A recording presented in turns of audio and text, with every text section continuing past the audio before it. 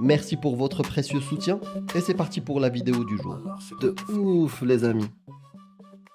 On a Aucun ouvert kémite, un trou. aucun kémite n'est kémite. C'est ça, c'est la Par morale contre, du jour.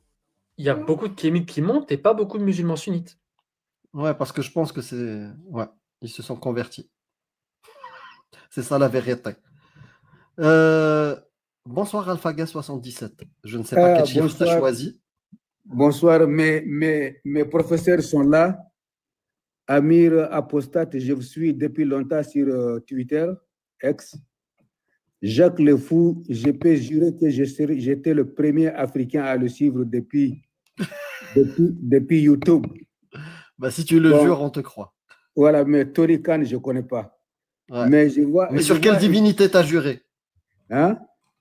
Quelle divinité t'as juré? Sur quelle divinité? Ouais, j'étais dans la religion Mama Wata? musulmane. Hein? J'étais dans la religion musulmane comme Jacques Mami Le Fou, Wata. comme toi. Bon, on a quitté. Bon, mais je vois un peu que vous avez un peu dévié de votre objectif. Mais ce n'est pas grave, c'est la vie, il faut qu'on discute de tout. Bon, je vais vous dire seulement, et surtout à Kabinda qui dit que je suis kamite. Et je vais dire à Kabinda qui dit que tous les kamites sont à l'extérieur.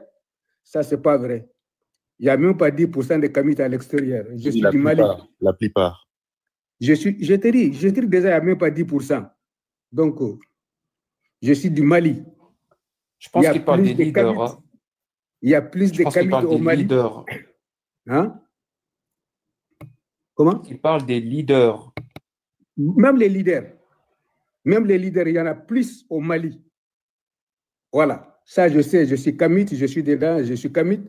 Et ce que je veux dire, les kamites, c'est un mouvement. Ça. Je suis kamite, donc on doit vous croire, c'est ça. Ouais. Le kamite, c'est un mouvement.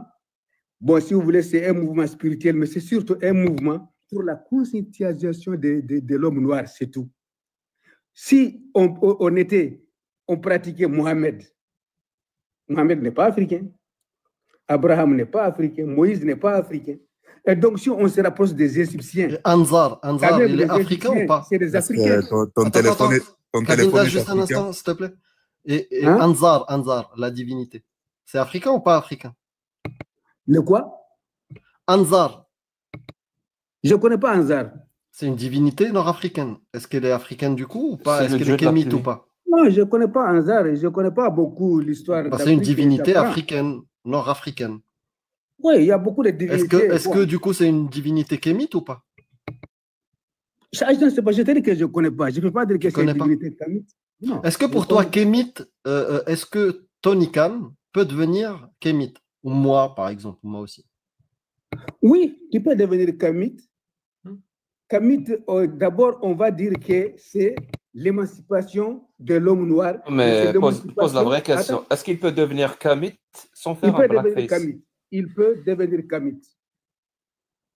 Kamite, c'est l'Afrique. Kamite, c'est la terre noire. Le Maghreb fait partie de la terre noire. Moi, je suis noir. fait partie de cette terre noire. Il peut devenir kamite. Hein? Même si on est blanc. Moi, je suis noir. Non, si vous êtes blanc, si vous partagez l'idéologie. Mais est-ce que je peux me considérer comme africain? Je ne suis pas noir. Le respect mutuel.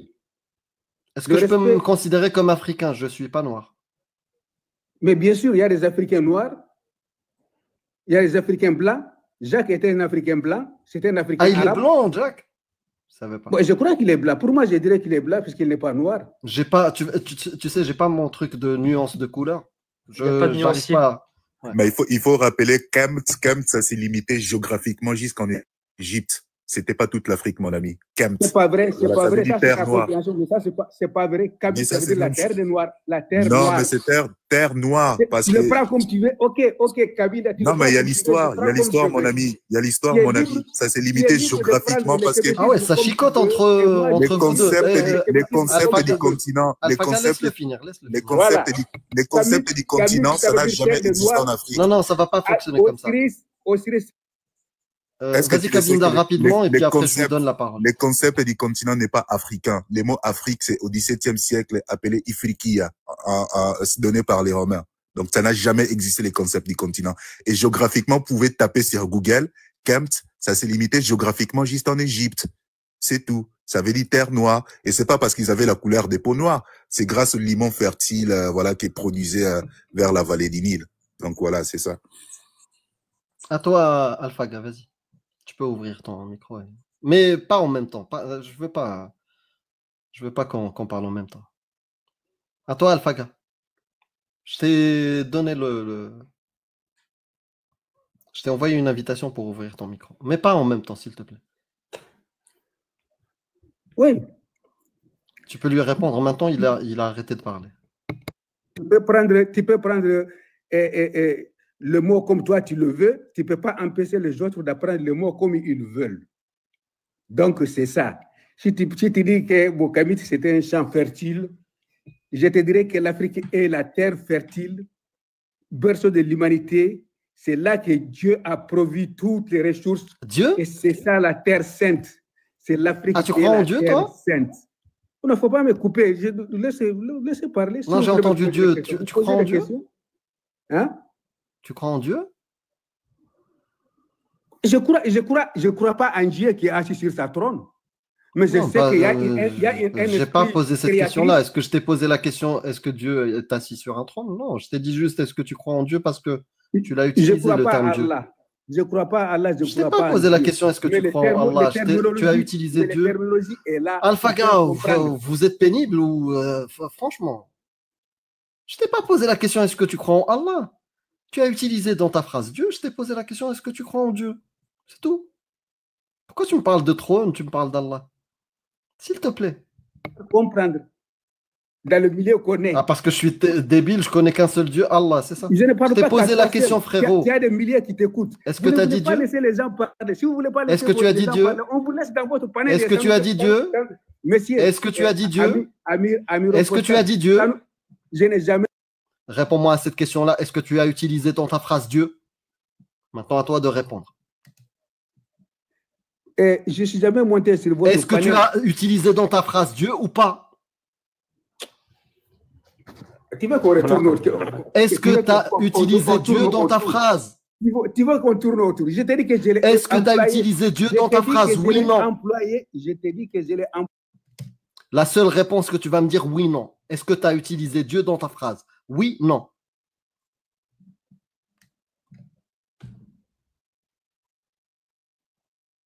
Est-ce que tu as utilisé Dieu dans ta phrase? Oui, non. Oui. Est-ce que tu crois en Dieu? Je ne crois pas à Dieu qui est assis sur sa trône. Est-ce que tu crois en Dieu? Je crois à un esprit créatrice. D'accord. Comment il s'appelle cet esprit créatrice? Il n'a pas de nom. Il n'a pas de nom. Comme tu veux. Tu l'appelles comme tu veux. Il n'a pas de nom parce qu'il n'a parlé à personne, il n'a parlé à personne. Est-ce que si je l'appelle Mami Wata, c'est bon? Comme tu veux. C'est la même divinité que toi? Tu l'appelles un chien, ça c'est ton problème. Ça, il s'en fout de ça. Je peux l'appeler Allah. Tu peux l'appeler n'importe qui tu veux, ça ne changera rien, mais ce n'est pas quelqu'un qui est assis sur ses fesses. Donc c'est le même Dieu que toi. C'est pas quelqu'un qui est assis sur ses fesses. S'il n'a parlé à personne, comment tu sais qu'il n'est pas assis sur un trône? C'est quelqu'un qui n'est pas assis sur ses fesses, qui n'a pas de dents, Comment tu sais qu'il n'est pas assis sur un trône? Ouais. Il te l'a dit? Il te l'a dit? Bon, je n'ai jamais monté sur votre panel. Je pensais que vous voulez une conversation constructive. Oui, c'est ce qu'on fait. Je n'ai jamais monté et si je ne monte jamais, ça ne me coûtera rien. Donc, ce n'est pas grave. Si tu veux. Comment tu sais qu'il n'est pas assis sur un trône? Il te l'a dit? Tu l'as vu? Parce que c'est un esprit seulement. Un esprit n'est pas assis sur le trône. Une force physique n'est pas assise sur le trône. Il ne peut pas. C'est-à-dire le Dieu créateur, celui qui a créé toute chose, n'a pas cette capacité de s'asseoir sur un trône. Il est incapable. Il est impuissant. Il n'a pas cette possibilité. Il est limité. Il est très incapable. C'est-à-dire toi, tu peux t'asseoir sur un trône, lui, il ne peut pas. Oui, Jacques, il est très incapable de faire ça, oui. Mais toi, tu peux. Moi, je suis un être humain. Je suis un homme. Toi, l'être humain, tu peux faire un truc que le Dieu auquel tu crois, il est incapable de faire. Bien sûr. Merci. Voilà. Ok. D'accord. Donc maintenant, dans ton kémétisme à toi, parce que je ne sais pas, moi, peut-être que tu as une autre définition.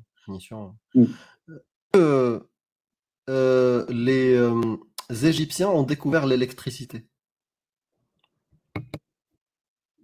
Bon, moi, je ne suis pas venu parler d'électricité ou d'autre chose. Ah bah, moi, je te pose la question. Tu peux me dire non. Ça, je ne sais pas. Tu ne sais pas? Non. Et quand les scientifiques ils disent que non, c'est pas les Égyptiens qui ont découvert, c'est Thomas Edison ou d'autres, euh, est-ce qu'ils ont raison ou Moi, est-ce je n'ai qu'ils ont pas tort? jamais assisté à un débat où les scientifiques et les autres disent que l'électricité a été découverte en Égypte ou pas. Donc tu ne sais pas qui a inventé l'électricité? Je n'ai pas besoin de savoir qui a inventé l'électricité. Non, non, mais tu ne sais, est-ce que tu sais ou est-ce que tu ne sais pas? Je ne sais pas. Tu ne sais pas du tout. Oh ben, écoutez, tu dis, je ne sais pas. Mais tu sais que Dieu ne s'assoit pas sur un trône. Je ne sais pas une fois, ça veut dire je ne sais pas. Mais tu sais que le Dieu ne peut pas s'asseoir sur un trône. Non, le créateur de l'univers ne peut pas s'asseoir sur un trône. Son savoir est très sélectif. Vraiment, très, très sélectif. Le créateur de l'univers n'a pas de fesses. Imaginons, tu sais quoi, on va faire l'expérience. Voilà. Pas de Merci. C'est une belle démonstration. Ouais. Alphaga, imaginons, là, toi et moi, on n'a pas cette connaissance, comme tu l'as dit.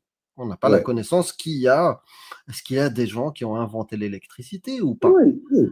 Qu'est-ce que tu me conseillerais pour savoir? Comment faire pour avoir la connaissance de qui a inventé l'électricité? Comment moi, tu me conseillerais, frérot? Ok, moi je dirais qu'il ne faut pas chercher qui a inventé l'électricité. Toi, cherche à inventer autre chose. Mais si je veux. C'est passé. Cherchons l'avenir. Cherchons l'avenir ensemble.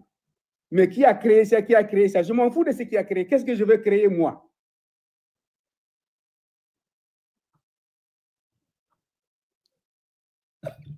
Ah ouais, le délire. Ah, quelle belle soirée. J'ai beaucoup appris avec vous. Hein. Vous m'avez bien enseigné. Oh putain, tu m'as tué. Soit les Kémy qui t'écoutent pas parler et ils répondent à côté, soit ils t'écoutent, mais eux-mêmes ne s'écoutent pas et ce qu'ils disent n'a aucun sens. Ils n'écoutent pas. Il faut vous écouter les gens. Quand vous mettez les gens, vous les écoutez. Alphaga, on essaie de voir si tu es d'accord avec certaines connaissances historiques. Ok. Est-ce que tu penses, par exemple, que le théorème de Pythagore a été inventé en premier par les Égyptiens? Non, ça, on a vu beaucoup de livres sur ça. On a compris que Pythagore lui-même, il a vécu 25 ans en Égypte. Oui, le moment où il a...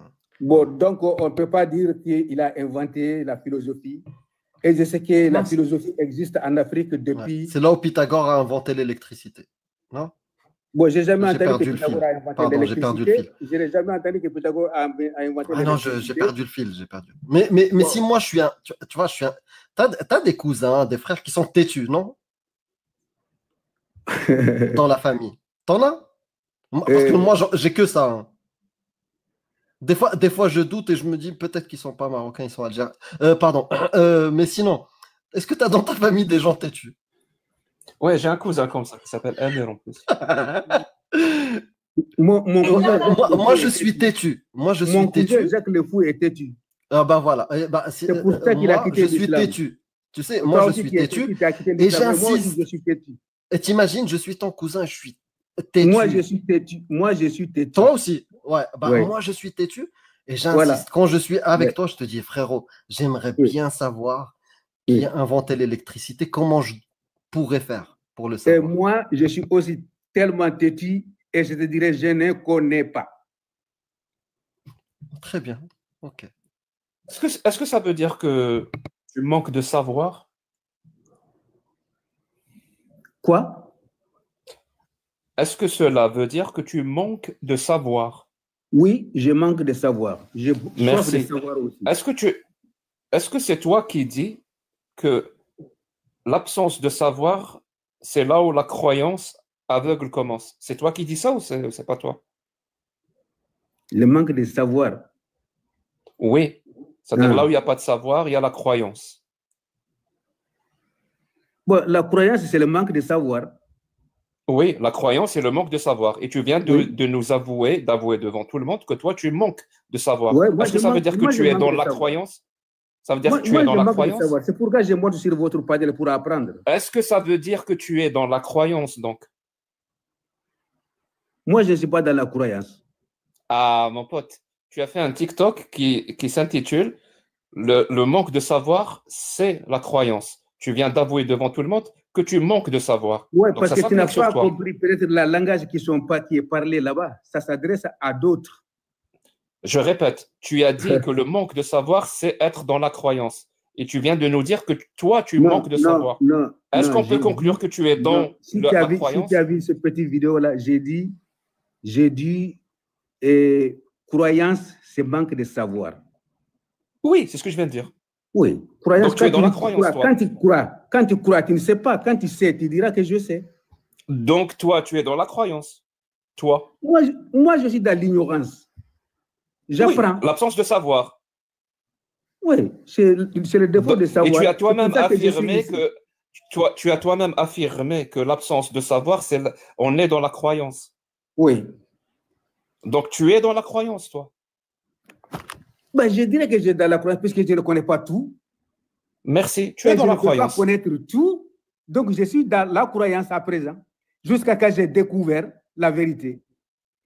Et si quelqu'un vient te dire, Oui. hey, frérot Alphaga, Amir le Têtu et toi, pour l'information qui a inventé l'électricité, j'ai une bonne source, la science. Est-ce que tu l'ignores ou est-ce que tu vas l'écouter pour... S'il m'a dit, j'ai mes oreilles, j'ai entendu, et je vais chercher si c'est vrai, s'il a trouvé ou pas. Je ne vais pas seulement dire ce qu'il a dit, c'est vrai. Tu vas vérifier. Mais je vais vérifier. Ouais. Et si tu trouves que le consensus scientifique est historique, il attribue ça à quelqu'un. Voilà. Et ça, il me faut beaucoup de sources. Hein. Beaucoup de sources comme quoi, par exemple? Beaucoup de sources pour corroborer avec ce qu'il a dit. Ouais. On est tous sur Internet là. Ouais, tu peux me donner un exemple de source fiable que toi tu utiliserais pour ça? Il faut aller chercher des sources encore pour autrement tu vas publier quelque chose qui est faux. Très bien. Est-ce que quelqu'un a encore une question pour Monsieur Alphaga? Oui, on peut publier quelque chose. Oui, on peut publier quelque chose de faux. Oui, bien sûr. Les exemples ne manquent pas. Voilà. Tu as toi-même affirmé. Tu as toi-même. Parfois, j'ai pas fini. Tu as toi-même affirmé que Dieu n'a pas de popotin, donc il ne s'assoit pas sur un trône.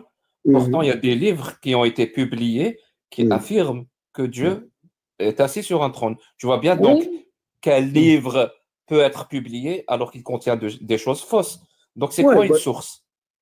C'était ça la question. C'était ça la question de Amir.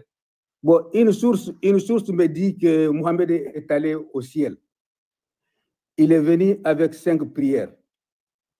Les sources archéologiques. Ça, ce n'est pas une source. Ça, c'est une affirmation.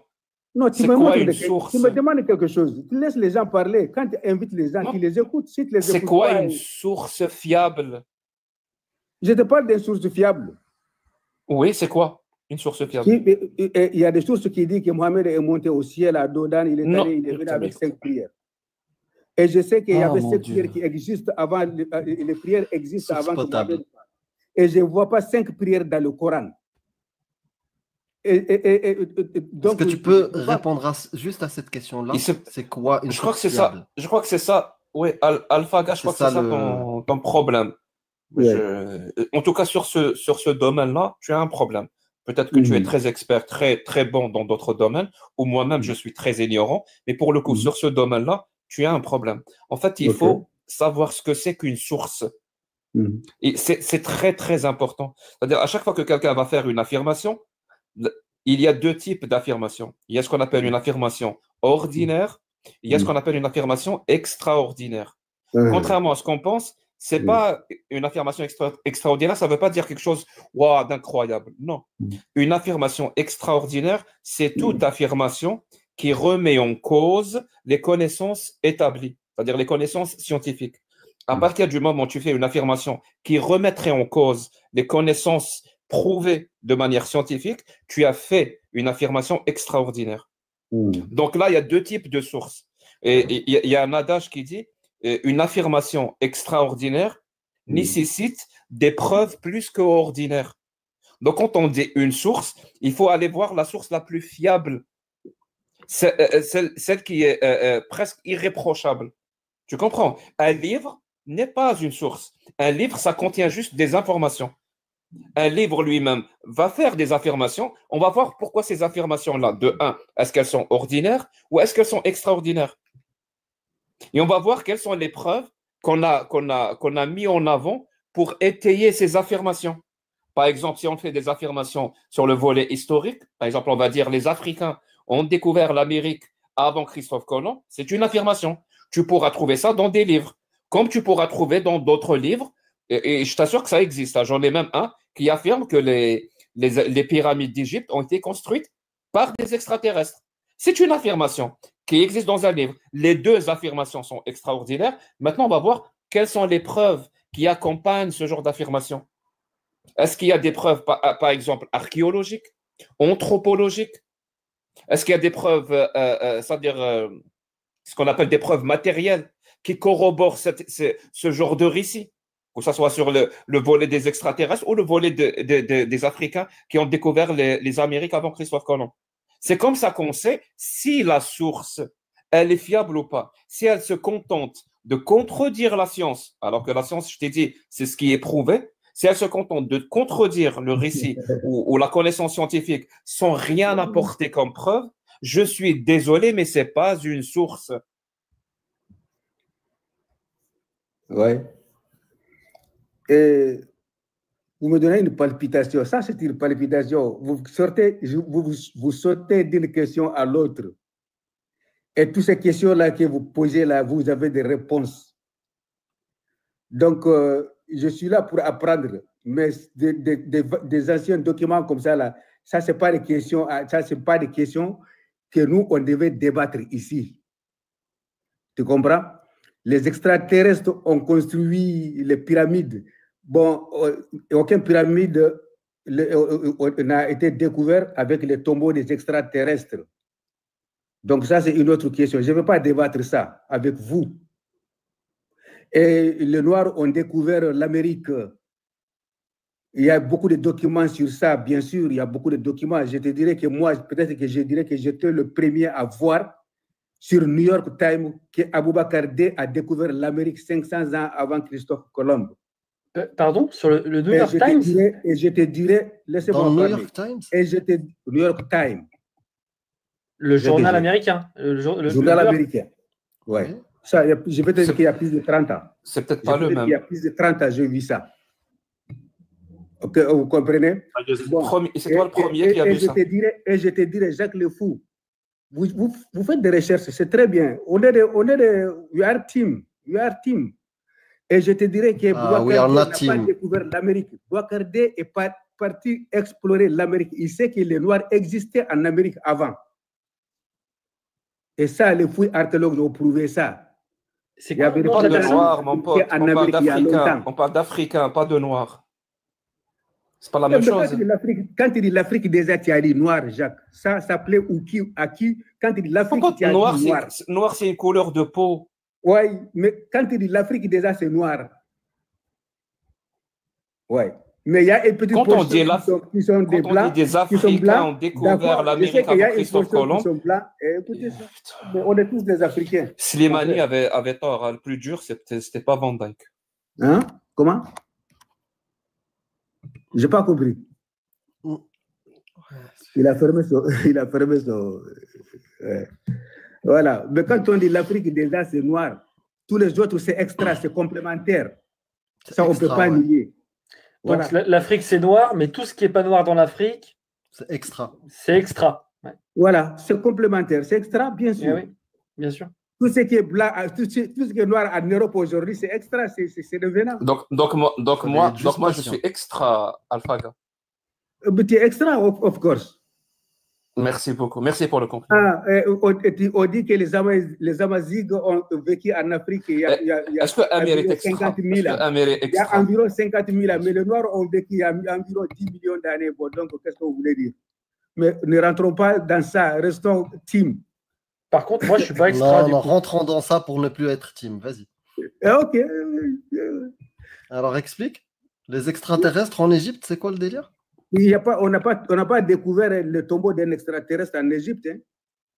Donc, les extraterrestres sont montés à haut. Bon, est-ce que ça, c'est le débat intéressant? Moi, j'aimerais les extraterrestres sont montés où? Moi, j'aimerais le débat constructif. Ouais, les extraterrestres sont montés où?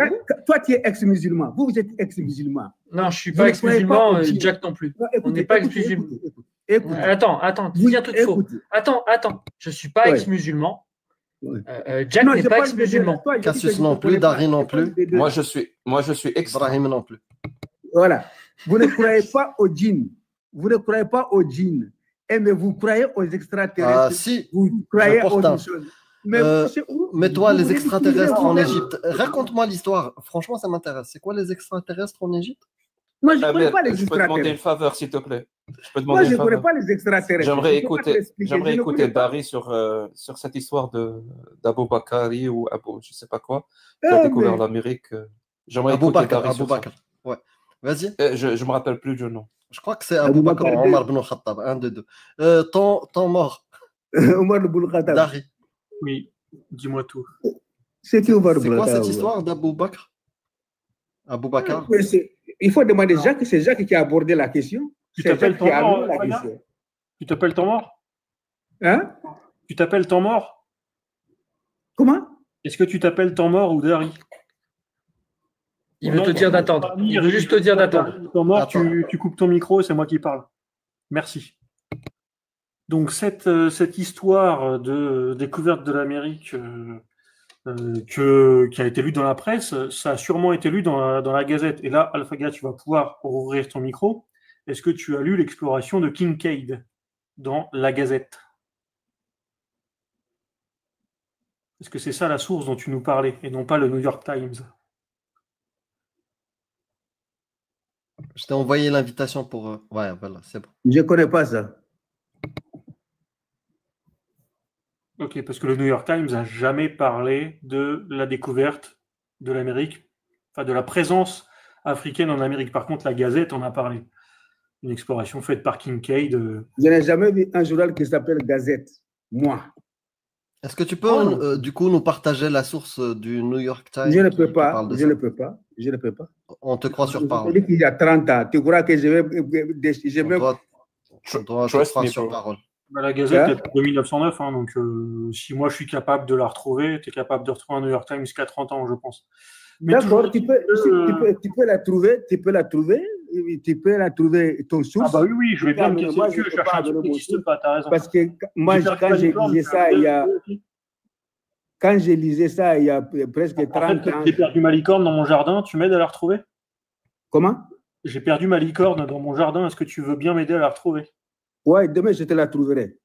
Ok, parfait. Ben, moi aussi, je trouverai le New York Times demain, sans problème. Okay, on va parler de choses intéressantes maintenant. Ok, demain, tu la trouveras devant la présence africaine attestée par les afrocentristes qui se disent que les Olmecs ont des grosses lèvres et des gros nez, donc c'était des Noirs. On est dans le golfe du Mexique. Comment est-ce qu'on explique qu'il y aurait des traces africaines dans le golfe du Mexique et nulle part ailleurs en Amérique?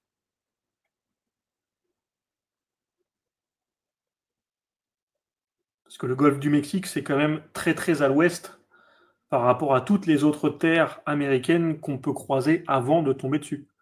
Notamment sur toutes les îles qu'il y a dans le golfe et dans les Caraïbes, par exemple. Pourquoi est-ce qu'on n'a aucune trace égyptienne sur les îles des Caraïbes?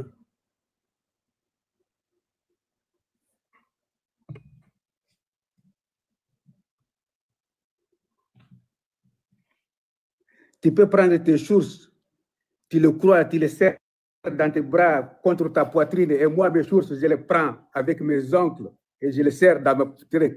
Et c'est là que ça va marcher. C'est là que le problème. Nous l'a montré du coup ta source. Le problème est créé. Voilà, le problème est créé. Ils sont venus, ils ont trouvé nos savants, ils ont pris la science, ils les ont tués, ils nous ont fait finir. Aujourd'hui, on va s'approprier de notre histoire. On s'en fout de ce que vous apprenez. On s'en fout de ce que vous apprenez. En volant l'histoire, ne sont pas des Noirs, les Égyptiens, les Olmecs ne sont pas des Noirs, les Américains, les esclaves sont venus de la... Vous prenez ça, et moi je prends qu'avant Christophe Colomb, les Noirs vivaient ici. Et il y a des preuves que des Noirs vivaient ici, qui possédaient les terres que les Blancs nous les partager? Ça, c'est autre question. Ça, je ne débat pas avec vous. Non, mais c'est pas grave, débat pas. C'est ce que tu as dit. Ça, je ne débat pas avec vous. Non, mais débat pas. On parle sur l'apostasie. Je vous ai connu. On s'en fout totalement. Je vais parler en même temps que toi parce que tu n'as pas envie.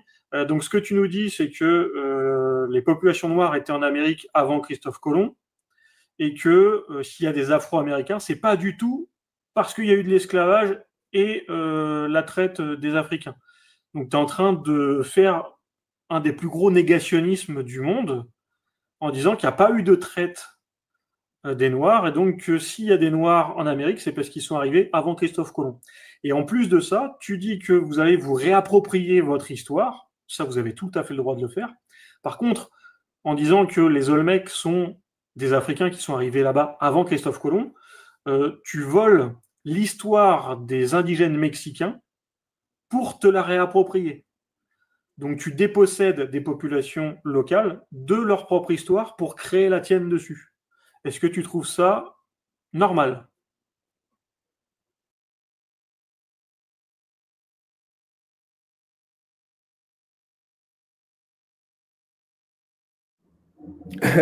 Je trouve ça parfaitement bien. Parce que... Non, mais c'est bon, ta réponse me suffit. Tu es quelqu'un de très, très mauvais et malfaisant. Je te laisse parler. Tu me laisses parler? Bah non, non, vu la merde que tu dis, là, c'est peut-être pas la peine. Après, je vais me muter. Je te laisse dire toute la merde que tu veux. Tu nous as prouvé que tu étais soit un con, soit un débile, mais quelqu'un de très malfaisant. Le plus avec des insultes. Négationnisme de l'esclavage. Tu voles l'histoire des gens pour... Maintenant, tu m'insultes. Oui, tu le mérites. Ouais, c'est ton père qui est con. C'est ta mère qui est con. Non, ma mère est une pute, mais elle n'est pas con. Ta mère est une pute. Voilà, c'est ça. Et c'est ça que tu veux. Alphaga. Moi, la seule chose que je peux te demander... S'il m'insulte, je l'insulte jusqu'au bout. Tu lui as répondu et c'est très bien. Maintenant Alphaga. Ouais. Moi, la seule chose que je veux, tu as fait des affirmations. Est-ce que tu peux, peut-être, parce que moi, je me méfie de Dari, étant mort, là, celui en dessous. Peut-être que tu as de bonnes sources et j'aimerais bien que tu les partages avec moi. C'est quoi les sources que tu as que les Africains étaient en a... ouais. Plein. Que tu chéris, tu vois. Mais tu peux m'en donner la plus puissante? Mais je ne suis pas là pour donner des sources merci à qui beaucoup. que ce soit. C'est pas grave. Merci beaucoup s'il n'y a pas de source. Merci. Oh là là, waouh. Ah, franchement, tu as soulevé un truc, Jack, que j'ignorais et c'est un spectacle de malade. Je ne savais pas que le kémitisme allait jusqu'à ça. Voilà. Pas un où ça allait. Le kémitisme, en fait, chaque région a sa propre recette. Tu n'en as pas un qui dit la même chose qu'un autre. C'est affligeant. Bon, tu y allais un peu fort. Dari, est-ce que tu peux donner ta profession, s'il te plaît? Ma formation, tu veux dire? Formation, oui. Je suis archéologue minier. Dari. Parce que je suis spécialisé dans l'archéologie des mines et des carrières, principalement médiévales et modernes.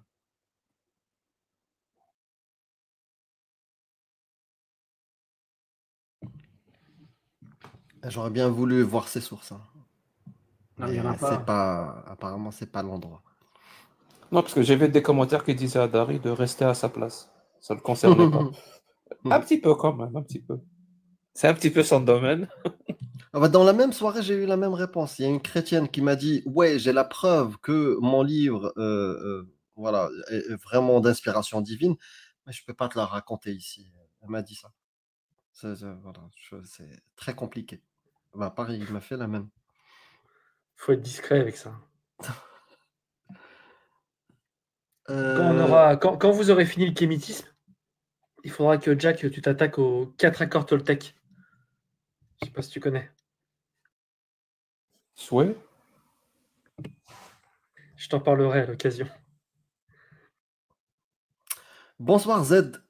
Bon. Bonsoir. Bonjour. Il n'y a pas de Z. Il est parti. C'est un très bon film. Hein. Z. Z? Ouais, c'est un vieux film qui se passe à Alger, si ma mémoire est bonne. Ouais, je suis désolé, j'ai des références un peu vieilles.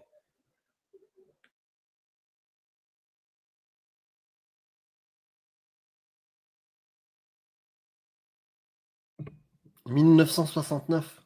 Z.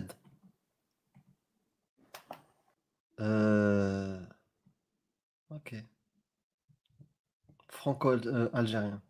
D'accord. Parce que je vois l'acteur là, que je connais. Yves Montand. Ok. Est-ce qu'il reste du monde ou il y a Revali? On va tester. Et puis après, on va se dire bonne journée. Allô. Bonsoir Revali. Ça va? Alhamdoulilah. Ça va, bonne soirée, bonjour tout le monde. Salut Jack, je sais pas si tu te rappelles de moi un petit peu. Ce que j'étais en train de me dire, que je connaissais ce pseudo, mais je n'arrive pas à me rappeler d'où. Tu me reverras probablement souvent, puisqu'on a t'es au Québec moi aussi, donc. Ah, termine pas comme sur ça. Tu vas me voir. C'est grand le Québec, en fait. On t'entend plus. Peut-être tu as reçu un appel, Revali. Allô, oui. Donc en fait, j'avais une question concernant. Donc juste donner un petit contexte. Moi, je viens d'une famille musulmane, mais honnêtement, depuis que je suis petit, ça m'a jamais vraiment parlé. Je sais pas, personnellement, comme on me disait des affaires, je croyais pas trop. Et puis après ça, avec un petit peu d'âge, j'ai commencé. Tu fais du sport en même temps? Excuse-moi? Il y a un battement. Tu fais du sport en même temps? Ah, il y a un battement? Non, désolé. Non, désolé, c'est juste quand je monte dans un live, mon cœur il commence à battre un petit peu. Ah ouais, ouais. Vache. On entend très fort. Sérieux? Ça, c'était ton cœur? Oui, c'était mon. Je te jure, c'était mon cœur. T'as des écouteurs filaires? Non, je te jure que non, j'ai pas d'écouteurs. Est-ce qu'on l'entend? C'est des palpitations, ça, c'est pas. Tranquille, mon pote, t'inquiète. Non, c'est juste. Voilà. Respire, tranquille. Non, ça va partir après, ça arrive tout le temps. Mais, je vous donne, les gens, juste je prends 30 secondes, si tu me permets. Je donne juste un conseil pour ceux qui ont le track quand ils montent dans un live. En fait, le track, c'est juste beaucoup trop d'adrénaline sur un moment où ça devient très difficile de gérer ça. Donc, avant de monter dans un live, si vous savez d'avance que le track va vous prendre, d'ailleurs même dans un live ou n'importe quoi, si vous voulez parler devant un groupe ou faire une intervention, quoi que ce soit. Imaginez qu'ils sont à poil. Non, pas du tout. Ça marche pas, ça. En fait, faites des pompes juste avant. Vraiment. Jacques. C'est-à-dire, faites des efforts physiques juste avant. Comme ça, vous allez trouver un sens à toute cette adrénaline. Comme ça, quand vous allez monter dans un live pour faire un speech ou quoi que ce soit, il n'y aura pas le track. Mais Jacques, si je me permets, les Kémites, ils ont un très bon remède pour le track. Je vous recommande d'aller les voir. Voilà. Un énorme remède. Non, je rigole, je dis n'importe quoi. J'avais une petite question, s'il vous plaît. Parce que, en fait, j'étais en train d'argumenter. En fait, juste finir ce que je disais. Donc, voilà, je viens d'une famille musulmane, mais je n'ai jamais trop cru. Et à force de rentrer un petit peu dans de la réflexion, je trouvais que c'était un peu n'importe quoi. Mais bon, bref, cela dit. J'avais une question. Donc, j'étais en train d'argumenter avec un de mes bons amis musulmans. Et en grosso modo, on parlait justement de la question de l'esclavage. Et j'avais une question à vous poser. Est-ce que, selon vous, un esclave dans l'islam, si jamais son maître désire un apport sexuel, est-ce que l'esclave est obligé de rentrer dedans? Autrement dit, voilà, il n'a pas la possibilité de dire non. Évidemment, oui. Ok, il n'a pas la possibilité de dire non. La femme libre, la femme. Parle même pas d'esclave. La femme libre, est-ce qu'elle a le droit? Pourquoi tu me poses cette question? J'ai pas compris. Je te pose cette question parce que c'était ça c'est ça que je pensais initialement, c'était qu'un esclave dans l'islam, si jamais le maître voulait un apport sexuel, l'esclave... On t'entend pas très bien. Ouais, allô? Vous m'entendez bien là? C'est bon. Oui. C'est bon. Ouais. Oui, en fait, la raison pourquoi je pose cette question, c'est parce que quand j'avais ce débat, je croyais qu'un esclave dans l'islam, si jamais le maître voulait un apport sexuel, l'esclave était obligé d'accepter cela. Disons qu'il n'est pas obligé. Ça change quelque chose? Disons qu'il n'est pas obligé, ça ne change absolument rien. Je tiens à préciser qu'il y a dans aucune circonstance, est-ce qu'il est acceptable d'avoir un esclave. C'est juste que... Merci. Donc c'est ça le problème. Quand tu dis l'esclave dans l'islam, normalement on arrête là. On n'a plus besoin d'élaborer après. Oui, je suis d'accord. Je suis complètement d'accord avec toi. Mais voilà, tu sais, le fameux sophisme de la voiture verte. Je ne sais pas c'est quoi, si tu pourrais me l'expliquer. Le sophisme de la voiture verte, je ne la connais pas. Mais c'est juste rapidement. Se concentrer sur un détail qui cache le sens. Je suis entièrement d'accord. C'est juste que je pense que tu peux être d'accord avec moi que quand tu essayes d'argumenter avec quelqu'un, tu essayes de rendre ton argument le plus solide possible et tu essayes de limiter, si tu veux, les endroits où la personne pourrait essayer de, entre guillemets, marquer des points. Donc, mais oui, je suis complètement d'accord avec toi pour dire que, oui, dans aucune circonstance, est-ce que c'est permis d'avoir un esclave? Bien sûr, je suis d'accord. Mais bref, peu importe. J'avais une autre question aussi. Jack, tu dis souvent que l'une des raisons, je ne sais pas si pour toi, Jack, c'est la raison principale, que les musulmans décident de ne pas quitter, de ne pas faire le saut final, de quitter, de devenir un apostat, c'est souvent à cause de la peur. Est-ce que c'est ça vraiment ton opinion, ou j'ai juste envie de m'assurer que je ne suis pas en train de déformer tes propos, donc la peur de l'enfer et ainsi de suite. Est-ce que c'est ça ton opinion? Oui, ce qui retient, et pas que les musulmans d'ailleurs. Oui, absolument. Toutes les idéologies. Ce qui retient les gens à rester, c'est l'endoctrinement. Et l'endoctrinement, c'est justement l'utilisation de la peur et d'autres choses. Mais pas que. Mais la peur en fait partie.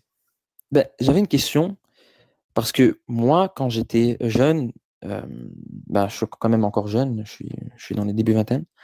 Mais avant, je me considérais comme étant, genre, quand les gens venaient me parler, puisque je suis d'origine algérienne, écoute, je voulais pas trop m'expliquer, donc je disais que j'étais musulman pour pas qu'on me casse les couilles.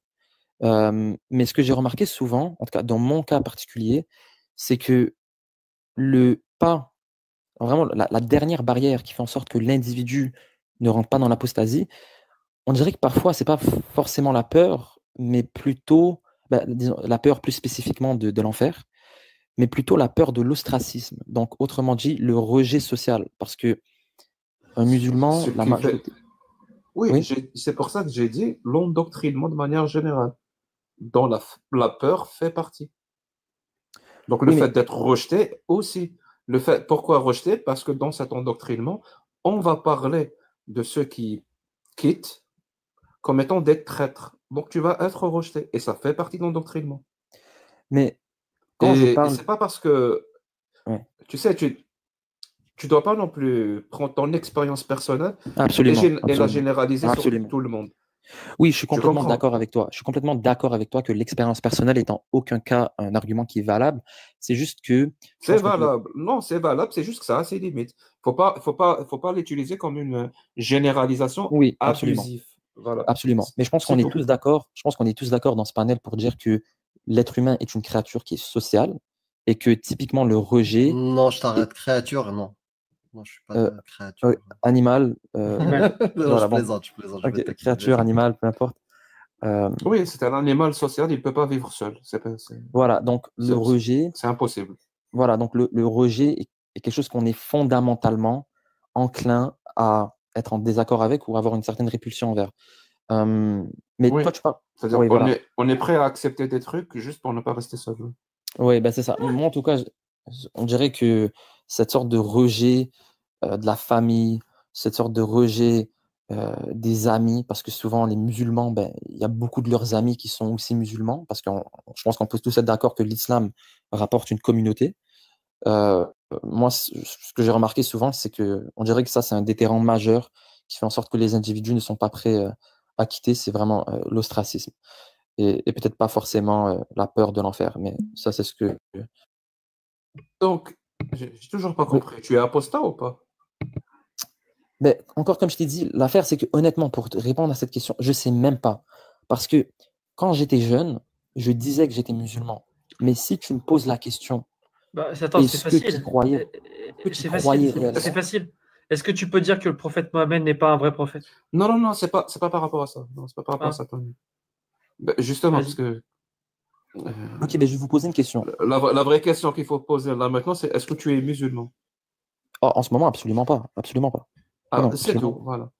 Non, absolument pas. Maintenant, est-ce que je suis un apostat ou non? Honnêtement, je sais même pas trop. Parce que. Ouais, c'est pas important. Oui. C'est pas important. C'est pas du tout important parce que. Ouais, moi, je n'aime pas trop ce mot. D'ailleurs, je l'ai expliqué plusieurs fois maintenant à Mérito. Je dis juste l'apostasie, c'est juste un changement de paradigme. C'est tout. Mais tu le restes pas. C'est un instant, quoi. Ouais, oui, je comprends ce que tu veux dire. Oui. Ça peut, voilà. Et pas tout le monde passe par la même chose, et pas tout le monde passe par l'apostasie. C'est très difficile. En fait, c'est juste un terme que les religions eux-mêmes utilisent. Voilà. Ouais, absolument. D'ailleurs, juste par curiosité, Jack, toi, tu as dit que tu es athée, tu t'es jamais proclamé comme étant un apostat dans le sens propre du terme. J'avais juste une question par curiosité parce que moi, je suis né au Canada, mais je suis d'origine algérienne. Mes deux parents. T'es né au Canada, mais pas en tant que t'es algérien. Ah oui, j'ai pas l'accent québécois. Pourquoi t'as pas l'accent? J'ai pas l'accent québécois? Oui. Même pas une petite expression, il n'y a rien. C'est parce que pour commencer, je suis dans un panel, donc je porte un peu attention de m'exprimer de manière. Ah, tu fais un effort. Ouais. Oui, mais c'est pas juste ça. J'ai pas l'accent québécois de base. C'est juste parce que mes parents parlent un français qui est français et que dans la vie. T'as pas dû beaucoup traîner avec des Québécois. Mais à Montréal, c'est très multiethnique, donc je traîne avec tout le monde. Voilà, donc c'est plus pour ça. Mais oui, si je serais parti dans une région plus reculée, peut-être que j'aurais eu l'accent québécois, je sais pas. Mais bref, j'avais juste une question vraiment par curiosité, parce que j'avais un professeur de mathématiques qui était aussi athée depuis qu'il est jeune. Je voulais savoir la condition de l'athée en Algérie. Est-ce que tu sentais qu'il fallait que tu te caches souvent, ou est-ce que tu pouvais vraiment, en toute sécurité, dire que tu étais athée et il n'y aurait pas de problème? Je sais que dépendamment de la région où tu es situé, ça a un effet, mais juste par curiosité vraiment. Mon pote, il y a une loi en Algérie, la 144 bis 2, qui condamne les gens à de la prison de 3 à 5 ans et jusqu'à 100 000 dinars algériens d'amende pour toute personne qui remettrait en cause, par exemple, les enseignements religieux, qui remettrait en cause. C'est-à-dire, tu remets en cause un hadith d'Abu Huraira, la loi s'applique sur toi. Donc, imagine Allah et le prophète. Et donc, remettre en cause, tu peux être athée, chrétien, peu importe. Dès que tu remets en cause, la loi s'applique. Tu peux être musulman, oui. Tu peux être musulman, tu remets en cause, d'accord, la loi s'applique sur toi. Ok, d'accord, je vois. Donc, tu peux être athée, mais ne le dis pas. Et ne dis surtout pas. Ne dis surtout pas pourquoi tu es athée. C'est là où le bas blesse. D'accord, je comprends. Ok, d'accord. Pardon, mais Jack, ça, on te l'apprend quand t'es petit? On te l'a dit de ne pas le dire? Ta famille te l'a dit? T'as prévenu? Ouais. Comment tu sais? En fait, c'est ça le plus drôle. De la même façon, pour moi, le mot apostat, c'est juste un terme pour exprimer quelque chose, une expérience ou quoi que ce soit. Athée, pour moi, c'est la même chose. Athée, c'est juste un terme pour s'opposer à quelque chose qui est majoritaire, donc la croyance en Dieu. Mais en vrai, ça ne veut rien dire. C'est comme si moi, je dis que je suis athée, c'est comme si j'affirmais que je ne crois pas aux licornes, je vais dire je suis alicorniste. Ça revient au même, ça n'a aucun sens. Pour moi, être athée, c'est juste la normalité. Donc, est-ce que c'est... Je ne sais pas comment te dire ça. Est-ce que c'est quelque chose qu'on t'apprend ou je ne sais quoi? Non, on ne t'apprend pas. Moi, on ne m'a rien appris. C'est juste que il y avait des croyances comme ça et je n'ai pas adhéré. Point. Mais après, bien sûr, qu'il y a il y a quelques conseils parentaux. Par exemple, pendant le ramadan, il y avait mon père qui me disait, bon, essaye de ne pas manger à la face des gens. Je lui disais, je vais voir ce que je peux faire. Mais sinon, il n'y a pas plus que ça. Mais par exemple, durant le mois de Ramadan, ça se passait comment? Tu mangeais dehors normal, tranquille, ou c'était comment que ça marchait en Algérie? À mon époque, je ne sais pas maintenant si ça a changé, mais à mon époque, normal. Il y avait des endroits où on mangeait normal.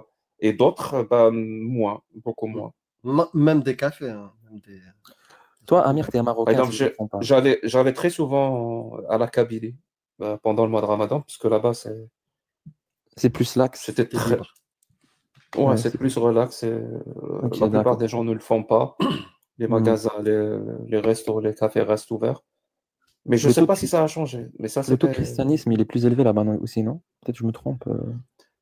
Le taux de chrétienté. Par rapport au reste de l'Algérie. Oui, et c'est des protestants évangéliques. Donc, ce pas des catholiques. Ou... Ouais. Je vois. Bon, j'avais une autre question. En passant, si je reste trop longtemps et je suis en train de parasiter le live, je peux quitter tout de suite. Non, il n'y a pas de souci pour l'instant. En temps normal, oui. J'aurais dit que tu parasites le live et tu restes trop longtemps. Ouais. Mais putain que ça nous change des kamites. Donc, exactement, ça me fait plaisir. Tu vois, on s'écoute, je comprends ce que tu me dis.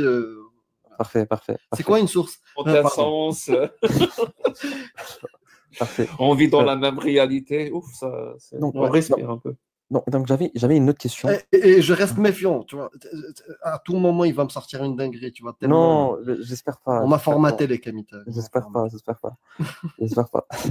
Mais donc j'avais une autre question. Et là-dessus, je comprends qu'il y a beaucoup de... Voilà, mais t'as dit, toi, t'es marocain. Tu voulais poser une question sur le Maroc, quoi? Oui, c'est plus par curiosité, mais toi, concernant, tu habites au Maroc toute ta vie ou J'ai grandi au Maroc, oui, jusqu'à l'âge de 20 ans, 21 ans, un truc comme ça. Et toi, après, je suis arrivé en France. Mais l'affaire, c'est que toi, tu es un apostat, du coup, je pense que tu faisais le ramadan depuis un certain moment, pendant un certain moment, non? Quand j'étais ouais, j'ai été croyant, j'ai été musulman, ouais. Ok. J'avais une question. J'avais une autre question. Comment pourrais-je la poser? Donc, il y a un certain mouvement, bon, il est peut-être pas énorme.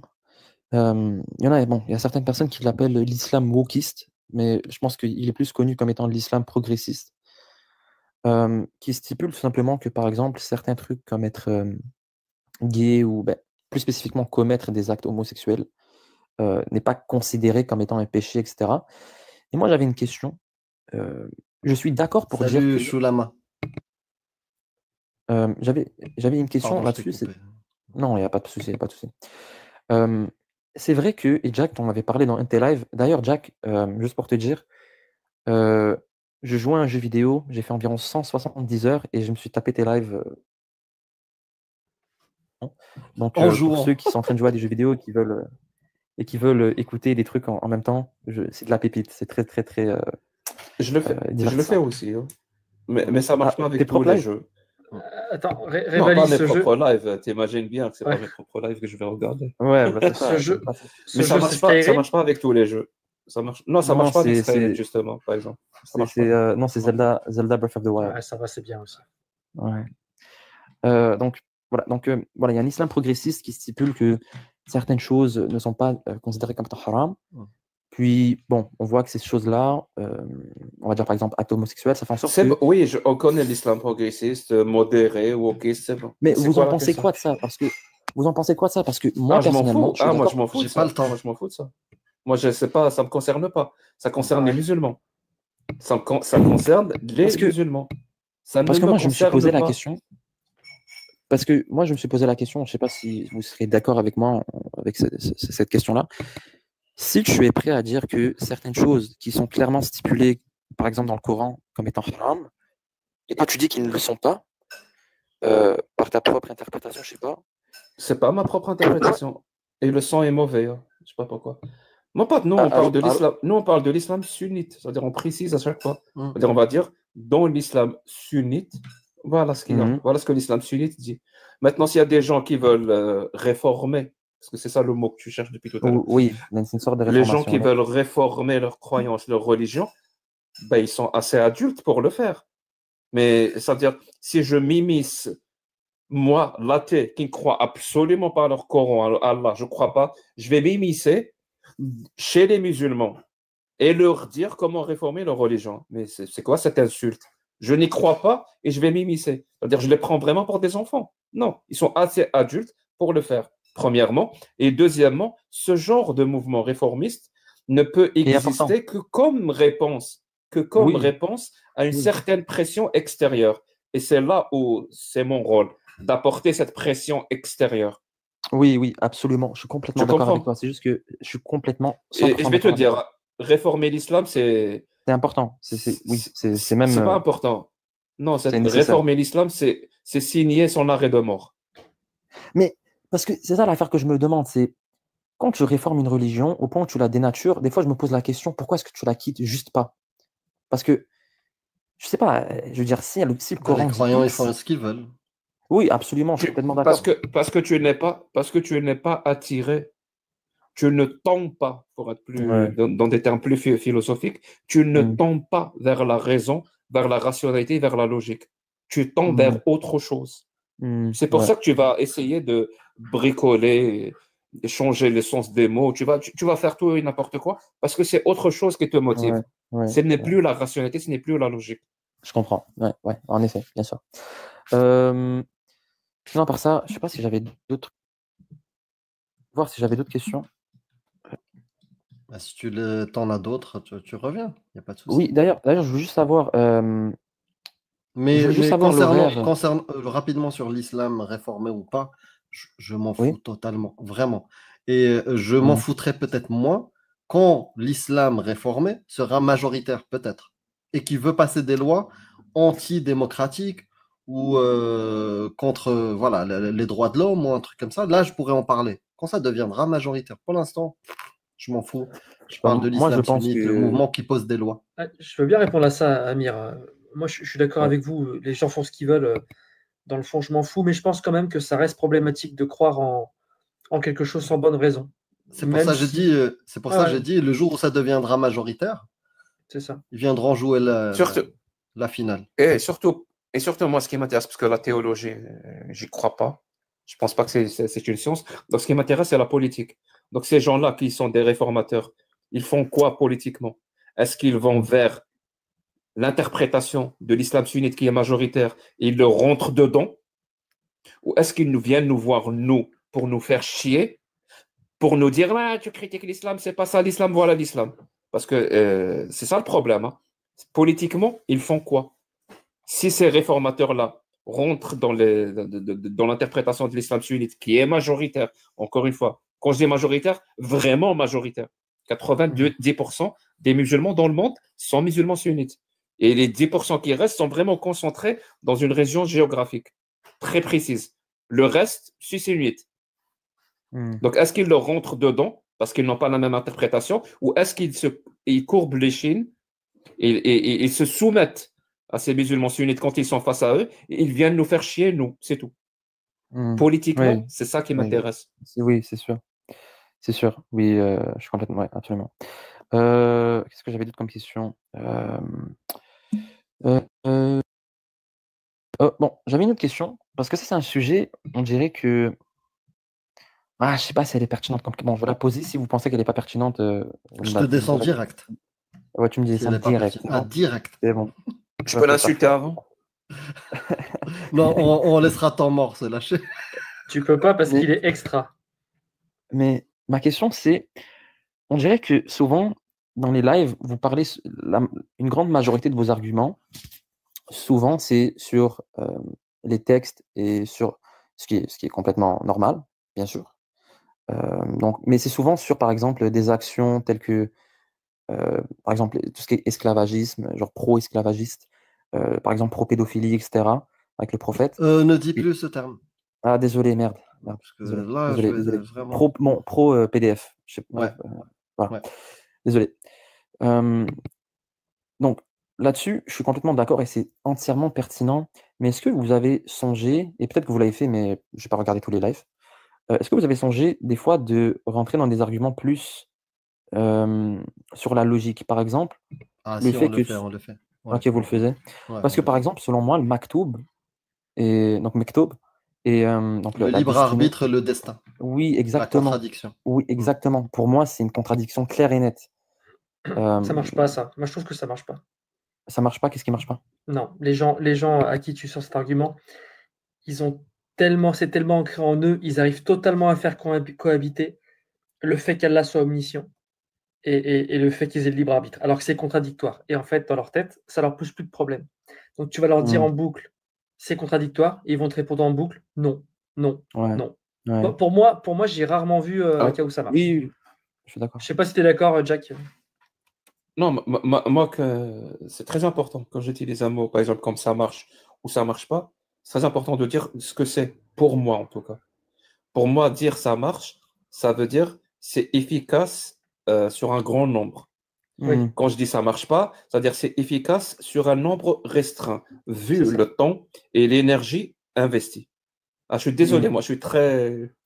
Je fonctionne comme un robot. C'est pour ça que tu as raison. Voilà, c'est-à-dire que je vais identifier les thèmes, les problématiques qui marchent, donc qui touchent le plus grand nombre, qui valent la peine donc d'investir du temps, de l'énergie et beaucoup d'efforts. Hein. Je te promets que je sais pas, je vais dire ça parce que peut-être les gens ne savent pas, mais après un live de 6 heures, 7 heures, je suis lessivé, mais vraiment, hein. Et je suis lessivé dans un état d'excitation. C'est-à-dire mon corps est fatigué, mais l'adrénaline est encore là. C'est-à-dire je dois encore attendre parfois quelques heures pour retrouver un certain apaisement. Et donc, si je passe tout ça, je fais tous ces sacrifices-là et que ça ne touche qu'une fraction de gens, parce que l'argument lui-même, il fait tilt chez quelques personnes, je suis désolé, pour moi, ça ne vaut pas le coup. Ouais. Mais en même temps, il ne faut pas oublier. Tu as raison d'avoir précisé, Jack. Mais en même temps, il ne faut pas oublier que, Jack, dans ton optique, dans la manière dont toi tu es en ce moment, tu es dans une sorte de militantisme politique. Et donc, c'est logique aussi que tu essaies de chercher des arguments qui seraient capables de. Les plus efficaces en termes de temps investi. Mais le truc, c'est, tu vois, c'est sûr que. Ce qu'on appelle le ROTI, Return on Time Invested. Ouais. Mais juste cette histoire-là de libre arbitre, ROTI, oui. Return on Time Invested. Et l'histoire de contradiction entre le destin et le libre arbitre, en tant que croyant et dans les témoignages d'apostats, beaucoup vont te témoigner que ça, c'était une graine, tu vois, un questionnement, une contradiction qu'ils ont détectée, tu vois. Mais est-ce que c'était l'élément qui leur a permis de tout remettre en question? Je ne l'ai jamais vu. Même moi, je l'avais détecté, cette contradiction. Même le paradoxe de Thomas d'Aquin sur est-ce que Dieu omnipotent est capable de créer une pierre qui ne peut pas lui-même soulever? Bien sûr, même quand j'étais croyant, je l'avais entendu et ça m'a titillé, tu vois. Mais jamais ça m'a permis de rejeter tout. C'était pas en tout cas la pierre angulaire qui m'a dit stop, arrête, c'est des conneries. D'ailleurs, c'est pour ça que moi, je parle essentiellement de mariage des petites filles, de l'esclavage et de la violence conjugale, par exemple, et des punitions comme le coup de fouet ou autre. Parce qu'on est en 2025. Et je compte sur le fait qu'on soit en 2025, que la plupart, si ce n'est tous les êtres humains, sont exposés à la culture de 2025, qui rejette de manière pratiquement unanime ces pratiques-là. Donc, je compte sur ça. Je vais à l'essentiel. Si je devais débattre il y a, je sais pas, 500 ans, peut-être que j'aurais choisi d'autres thématiques qui étaient rejetées de manière presque unanime. Peut-être dans 500 ans, si je devais débattre, peut-être que je choisirais le fait est que dans l'islam, on égorge des moutons. Parce que dans 500 ans, ça serait un truc inacceptable. Tu vois le truc? Mais Jack, j'ai une question. Quand tu décides de parler surtout tout ce qui est choquant, et ça, c'est quelque chose que souvent tes, entre guillemets, adversaires, je ne sais pas si tu les appelles comme ça, font souvent allusion. Ils font allusion au fait que toi, tu rentres dans l'émotionnel et que toi, tu es un subjectiviste moral, etc. Bon, tu sais de quoi je parle, je pense que. Voilà. Mais tu ne trouves pas que ce serait plus pertinent alors de mettre en avant des arguments qui montrent qu'il y a un manque de logique dans leurs croyances? Les deux sont utilisés. Les deux sont utilisés. Bien sûr, tout le temps. Ça dépend des gens. Je ne sors jamais de la logique et de la rationalité. Et contrairement à ce que les gens pensent, la rationalité, c'est pas un truc rigide. La logique, oui, c'est un truc pratiquement mathématique. Mais la rationalité, si tu ne prends pas l'environnement dans lequel tu vis en compte, tu n'es pas rationnel. Je répète, hein, si tu ne prends pas en compte l'environnement dans lequel tu vis, si tu n'es pas pragmatique, par exemple, tu n'es pas rationnel. Ce n'est pas des mathématiques comme la logique, c'est-à-dire relation logique. La rationalité, ça englobe la logique et ça va au-delà. Donc, quand tu me parles de l'émotion et tout, en fait, c'est ça mon point de vue, moi. Tu sais, à chaque fois, je répète, ceux qui vous font croire des absurdités vont vous faire dire et commettre des atrocités. Ça, c'est le premier prémisse. Deuxième prémisse, c'est avec ou sans la religion, il y aura toujours des gens bien pour faire de bonnes choses et des gens mauvais pour faire de mauvaises choses. Mais si tu as besoin que des gens bien fassent de mauvaises choses, tu as besoin d'une religion. Deuxième prémisse. Troisième prémisse, c'est le fait que la religion, par son endoctrinement, par l'utilisation de la peur et du conditionnement et de l'attaque systématique des connaissances et de l'esprit critique, va aliéner, va altérer ce qu'on appelle le sens moral. Le sens moral, c'est quoi? C'est ce qui permet à chaque être humain de discriminer entre le bien et le mal. Et comment il est constitué le sens moral? Ben, il est constitué par notre culture, par nos connaissances actuelles, peut-être par la religion aussi, par l'expérience. Et une bonne partie est expliquée aussi par la théorie de l'évolution. Et c'est ça que la religion, ou n'importe quelle idéologie d'ailleurs, avec des dérives sectaires, va essayer d'aliéner. C'est comme ça que tu vas arriver à trouver des gens qui font des choses que tout le monde voit comme étant très mal, mais pour eux, ils font le bien parce que la religion est passée par là. C'est-à-dire entre le 10 et le 12 septembre aux États-Unis, les gens qui ont balancé des avions dans des immeubles, pour eux, ils faisaient quelque chose de bien. Comment on arrive à ce point? Ben justement, il y a tout le mécanisme de la religion. C'est-à-dire là maintenant, quand tu me dis, Jack parle de l'émotion, c'est juste une façon très débile, vraiment, je te le dis, c'est juste une façon très débile de minimiser le fait est que, mon pote, à cause de ta religion, tu es en train d'accepter l'esclavage, tu es en train d'accepter le mariage des petites filles, tu es en train d'accepter la violence conjugale, tu es en train d'accepter de torturer des êtres humains dans l'espace public. Si pour toi, tout ça devient acceptable parce que Jack utilise l'émotion, je suis désolé, c'est exactement l'effet que je veux démontrer.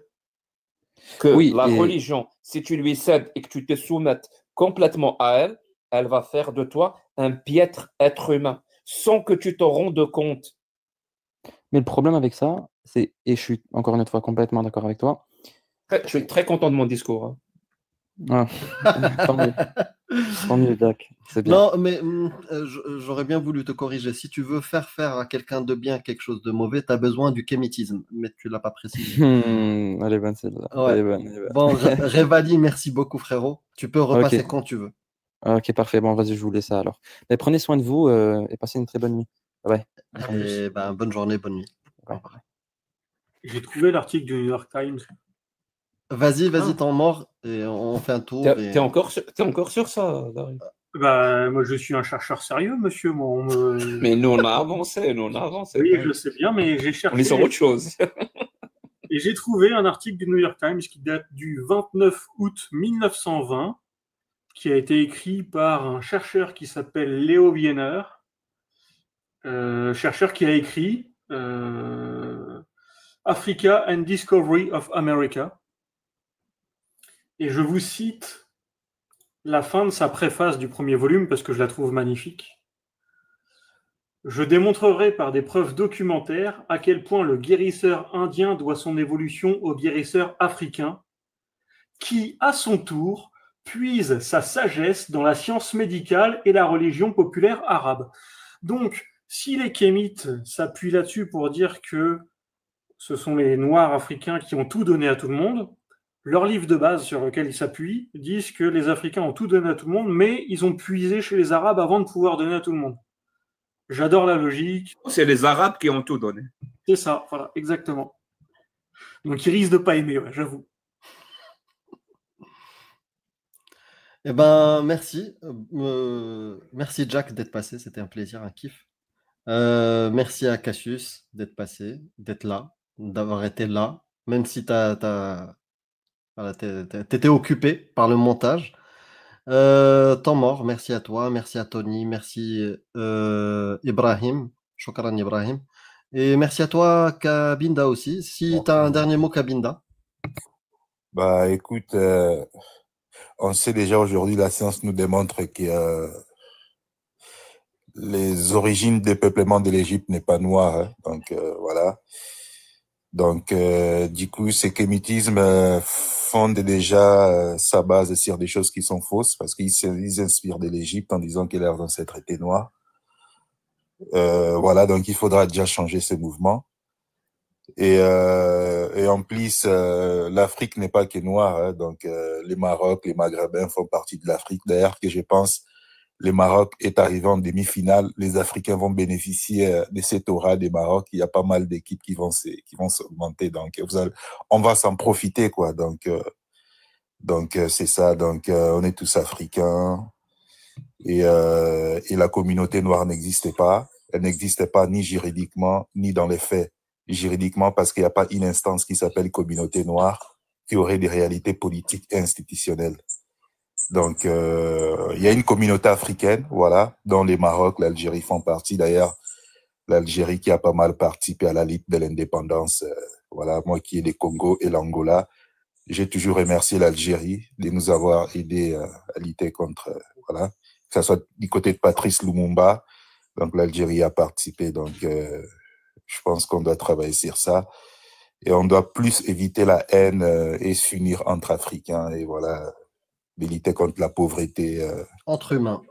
Exactement, entre humains. Exactement, entre humains. Eh ben, merci beaucoup, merci. Kabinda. Ok, merci. Prends soin de toi. Tu passeras le bonjour au boss.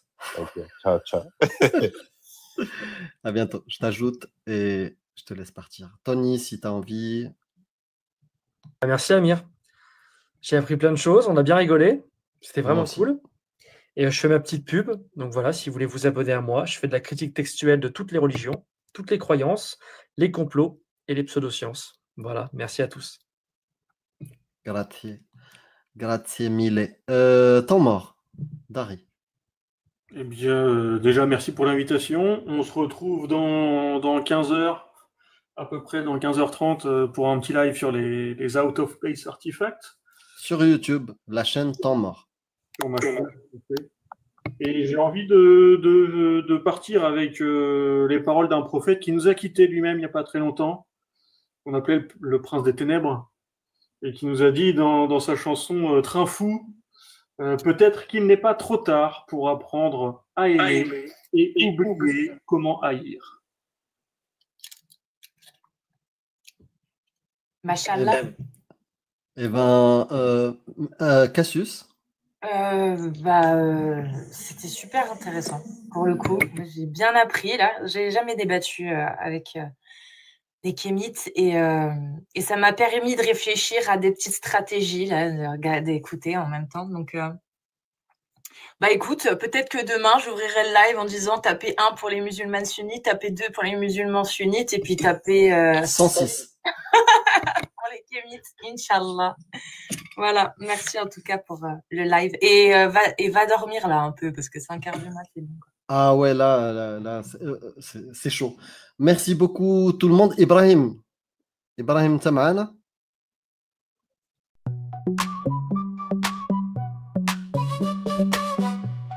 Allah, je suis Allah ramasse à la tour, à la rue, à la traîne, à la tienne, à la vôtre, à la bière, à la veine, à la louche, à la sauce, à la mode, à l'ancienne, à la cool, à la cloche, à la chance, à la peine.